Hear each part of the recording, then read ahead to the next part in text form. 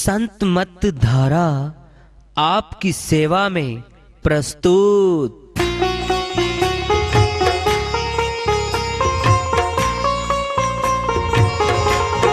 जो चाहता है प्रभु प्यारा वो आओ संत मत धारा। भक्ति भेद बता कर सारा वो कर दे भव के पारा। जो चाहता है प्रभु प्यारा वो आओ संत मत धारा। भक्ति भेद बता कर सारा वो कर दे भव के पारा। जो चाहता है प्रभु प्यारा।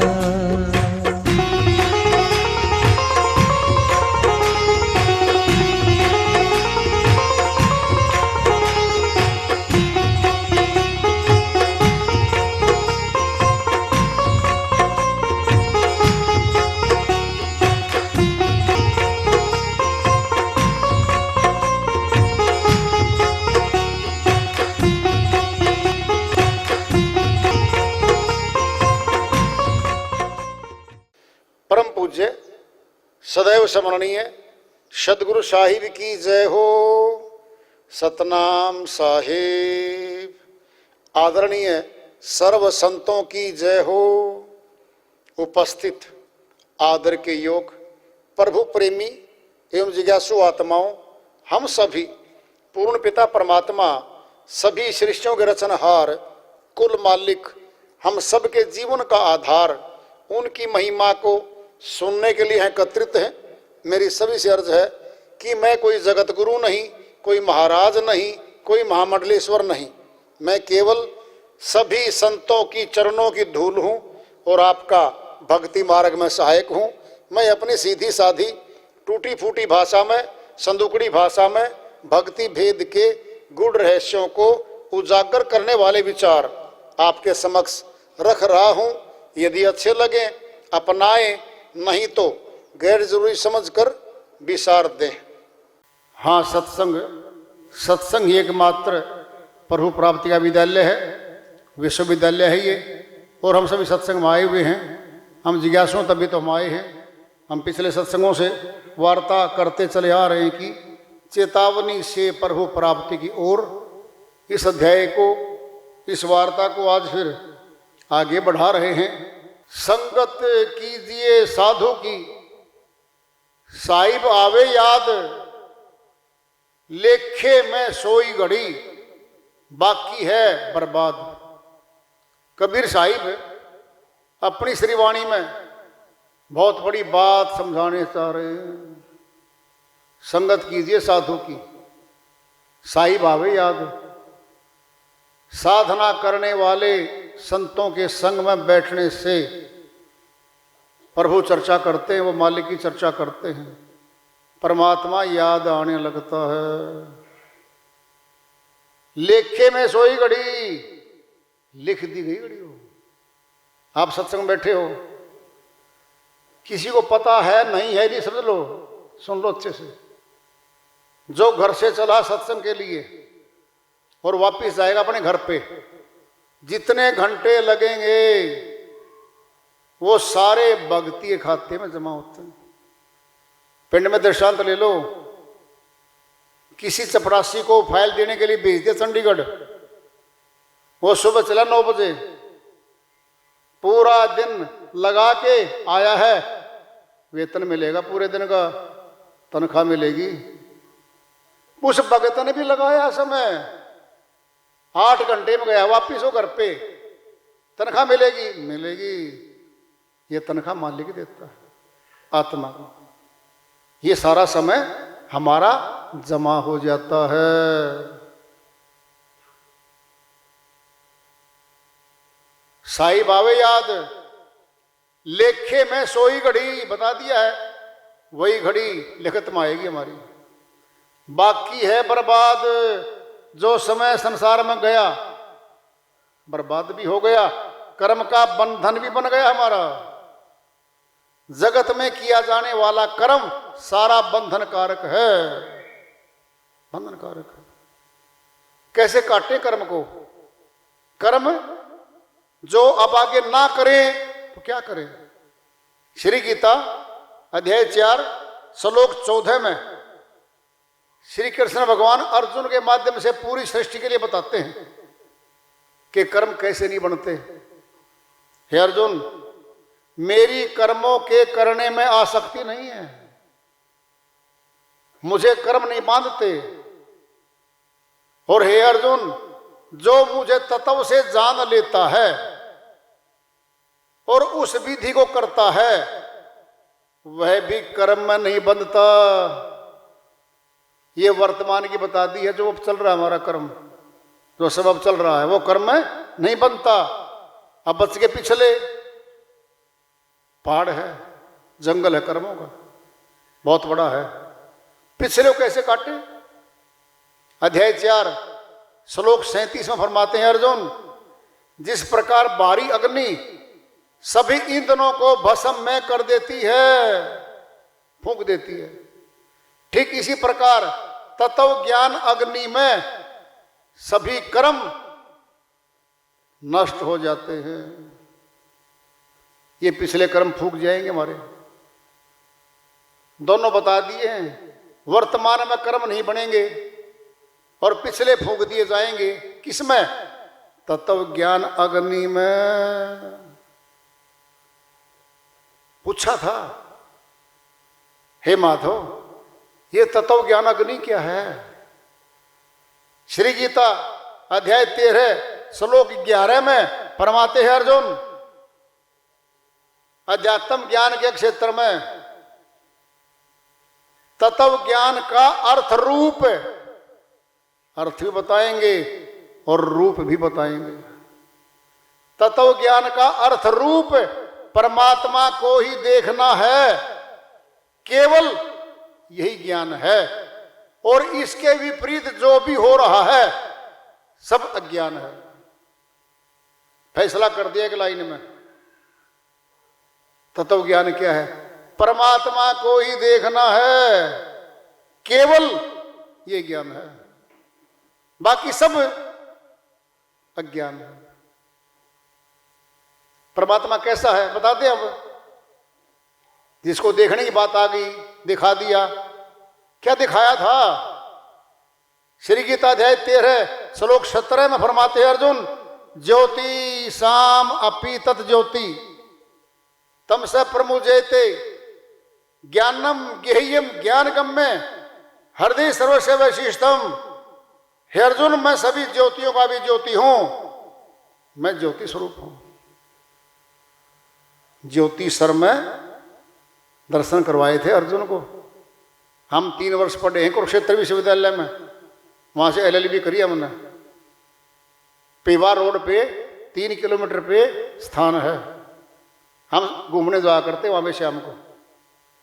लिखा है ज्योतिसर स्थान है, ज्योतिसर नाम है, ज्योतिसर है। यहां पर श्री कृष्ण भगवान ने अर्जुन को ज्योति स्वरूप परमात्मा के दर्शन कराए थे। ये लिखा है, पढ़ लो जाकर के, देख लेना वहां पर। इसमें क्या कह रहे हैं? हे अर्जुन, मैं सभी ज्योतियों का भी ज्योति हूं, अर्थात मैं ज्योति स्वरूप हूं, माया से परे हूं और तत्व ज्ञान रूप में जानने योग्य हूं। और कहां हूं मैं? हृदय सर्वस्व, सबके हृदय में बैठा हूं, सबके हृदय में बैठा हूं।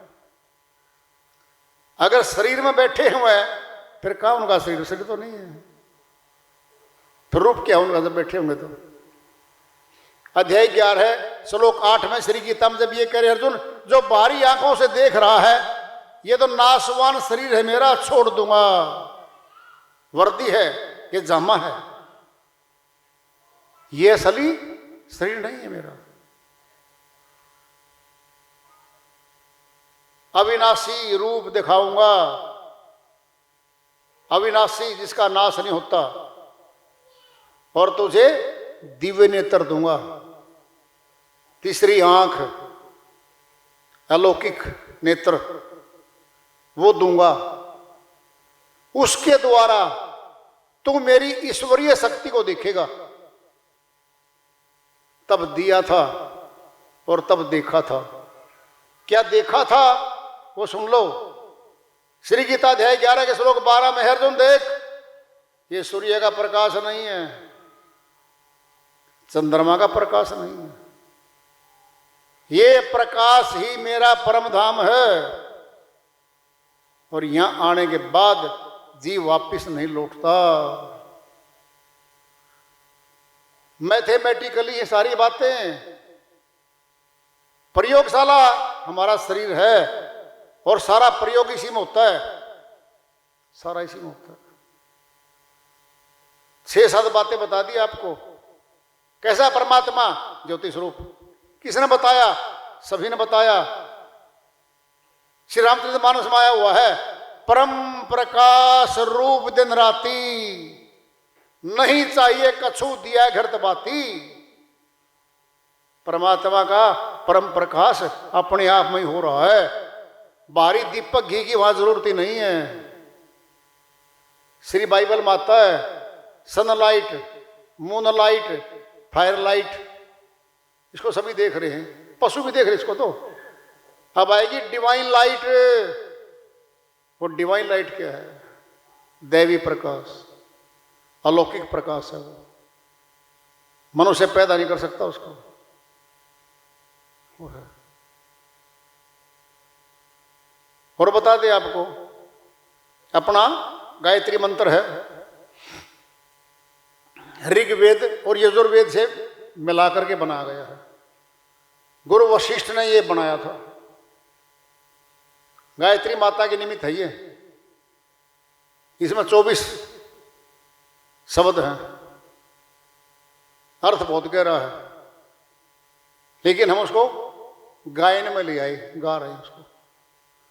ओम भूर्भुवः स्वः तत्सवितुर्वरेण्यं भर्गो देवस्य धीमहि धियो यो न प्रचोदयात्।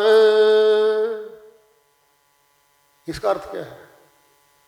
ओम, ए, ऊ, मैं, ये 3 वाणी हैं। ए पश्यंती वाणी, ऊ कंठ में मध्यमा वाणी, मैं होठों पे आ गया, ये बैखरी वाणी है। तीनों वाणी, पश्यंती वाणी, मध्यमा वाणी और बैखरी वाणी ओम शब्द में मिलती हैं। अब चौथी आएगी परावाणी, ऊपर बिंदु हो उसके, ए, ऊ, मैं, अकार, उकार, मकार, इनसे परे है वो परावाणी। ऊपर बिंदु लगता है, चांद की तरह लगाते हैं। वो तीनों अक्षरों से परे है वो। क्या वो? उसी में तो सार है, उसी में भेद छुपा हुआ है।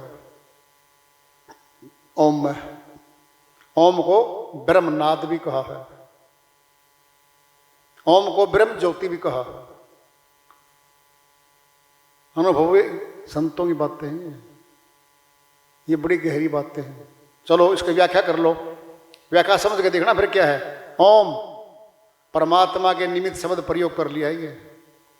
भूर पृथ्वी लोक, ओम भूर्भुवः अंतरिक्ष लोक, स्वः स्वर्ग लोक आदि।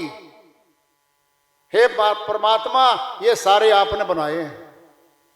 सवितु मैंने प्रकाश, प्रकाश रूप में हो आप, नाम रख दिया है सवितु। सवितु मैंने प्रकाश, आप प्रकाश रूप में हो। वर्णीयम, आप वर्णने योग्य हो, धारण करने योग्य हो, अपनाने योग्य हो, यानी प्राप्त करने योग्य हो। वर्णीयम भर्गो, भरक धातु से बना ये, तमाम पाप कर्मों का नष्ट कर देना। देवस्य, देने वाले हो आप, देवों को भी आप देते हो, सभी सृष्टि के जीवों को भी आप देते हो। धियो, धिय मैंने ध्यान करना, धियो यो न, आप ध्यान करने योग्य हो। बुद्धि भी आता है इससे, प्रचंड बुद्धि भी आती है। प्रचोदयात, प्रचंड करने वाली शक्ति हो आप, बढ़ाने वाले, जागृत करने वाले। क्या इसका अर्थ? हे परमात्मा, आप भूलोक, अंतरिक्ष लोक, स्वर्ग आदि लोकों के स्वामी हो। आप प्रकाश रूप हो, सभी तुमने आप प्रकाश रूप हो। आप वर्ण करने योग्य हो और बुद्धि को श्रेष्ठतम बढ़ाने वाले हो, विवेक जागृत करने वाले हो। धीमहि, धियो यो न, धी मने हिये और धिये, हिये मने हृदय और धिये मने बुद्धि। श्रेष्ठ बुद्धि देने वाले हो आप हमें, और आप ही इन सभी शक्तियों को जागृत करने वाले हो। प्रचोदयात, प्रचंड करना, बढ़ाना, इसका अर्थ ये है। प्रैक्टिकल है ये। और सुनना है, ओम के चारों तरफ प्रकाश पुंज हैं, 7 चक्कर हैं से न्यू प्रकाश के। फिर प्रकाश क्यों दिखा रखा है? क्या है प्रकाश?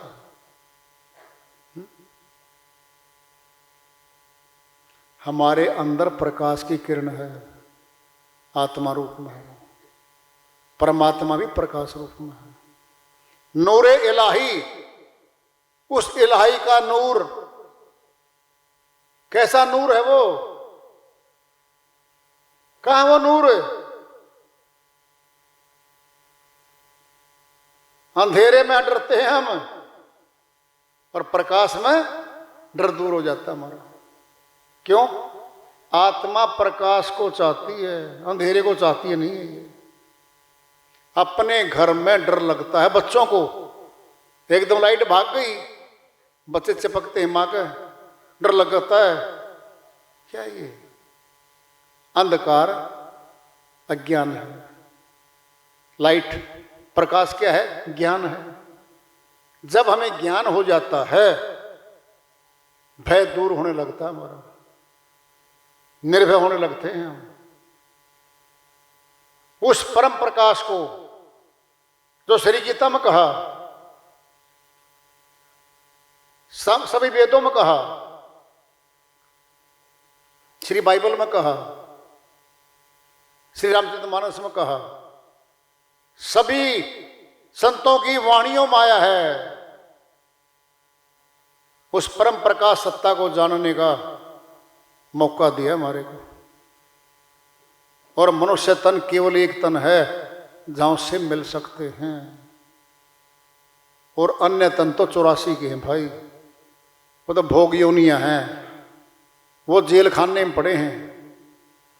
वो भी कभी मनुष्य तन में आई थी आत्माएं, उनने संतों की बात नहीं मानी, 84 में चले गए बेचारे। अब पड़े हैं वहां पे, कौन सुध लेता उनकी?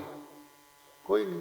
कबीर साहिब की श्रीवाणी आ रही है, भजन के माध्यम से उसको लेते हैं। साहिब अपनी श्रीवाणी में फरमाते हैं, बहुर नहीं आवना यह देश, बहुर नहीं आवना यह देश, आवना यह देश, बहुर नहीं आवना यह देश। जो जो गए बहुर ही आए, जो जो गए बहुर ही आए। पठवत नहीं संदेश, पठवत नहीं संदेश, बहुर नहीं आवना यह देश, नहीं आवना यह देश, बहुर नहीं आवना यह देश। सुर नर मुनि और पीर ओलिया, देवी देव गण सुर नर मुनि और पीर ओलिया देवी देव गणेश धरी धरी जन्म सभी ही भर में धरी धरी जन्म सभी ही भर में ब्रह्मा विष्णु महेश ब्रह्मा विष्णु महेश बहुर नहीं आवना यह देश नहीं आवना यह देश बहुर नहीं आवना यह देश योगी जंगम और सन्यासी दिगंबर दरवेश योगी जंगम और सन्यासी दिगंबर दरवेश चूंडित मुंडित पांडित लोई चूंडित मुंडित पंडित लोई स्वर्ग रसातल शेष स्वर्ग रसातल शेष बहुर नहीं आवना यह देश नहीं आवना यह देश बहुर नहीं आवना यह देश ज्ञानी मुनि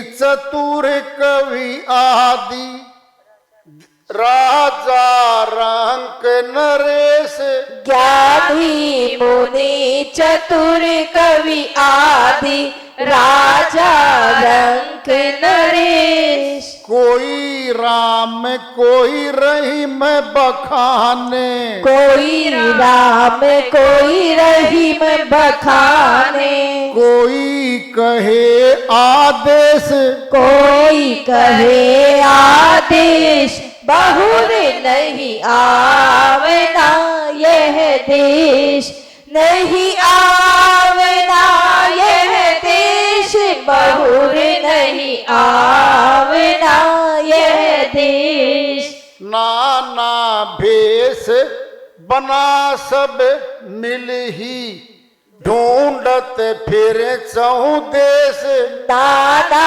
वेश बनाया सबे मिली ढूंढे फिर चहु देश कहे कबीर अंत नहीं पाई हो कहे कबीर अंत नहीं पाइयो बिन सतगुरु उपदेश बिन सतगुरु उपदेश बहुर नहीं आवना यह देश नहीं आवना यह देश बहुर नहीं आवना यह देश जो जो गए बहुर ही आए पठवत नहीं संदेश बहुर नहीं आवना यह देश।